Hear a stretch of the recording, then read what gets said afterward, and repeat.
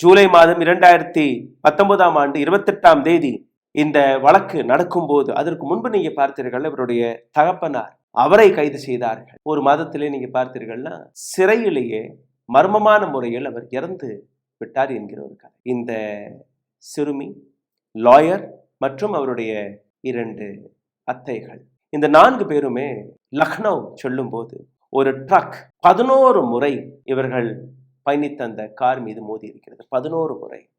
They wanted to kill the lawyer, the girl, the relatives.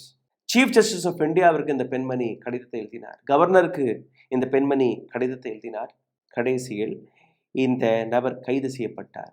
வாழ்க்கை முழுவதும் சிறை தண்டனையும் கிடைத்தது. இந்த வழக்கை விசாரித்த இந்த 2 நீதிபதிகளுடைய படத்தை ஒரு முறை கவனமாக பார்த்து விடுங்கள்.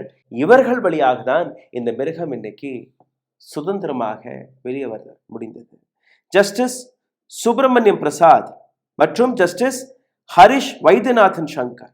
எந்த அளவில் இந்த 2 நபர்கள் நீங்க பார்க்கிறீர்கள். The life sentence of Kuldeep Singh Sengar is suspended.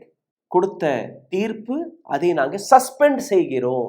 இந்த 2 நீதிபதிகளை பற்றி உங்களுடைய கருத்துக்களை நிச்சயமாக கீழே எழுதுங்கள். 2வது, அந்த பெண் விக்டிமோடைய வீட்டிற்கு 5 கிலோமீட்டர் அக்கம் பக்கத்துல கூட நீங்க போகக்கூடாது. அந்த பெண்ணுடைய குடும்பத்தின் மீது எந்த விதமான தாக்குதலையும் நீங்க நடத்தக்கூடாது. ஒட்டுமொத்த குடும்பத்தை நீங்க அழித்து விட்டீர்கள். அந்த மிருகத்தை நீதிபதிகள் வெளிவிடும் போது வார்னிங்கோட வெளிவிட்டார்களா? வெறும் 15 லட்சம் ரூபாய் செல்ஃப் பாண்டை வாங்கி கொண்டு.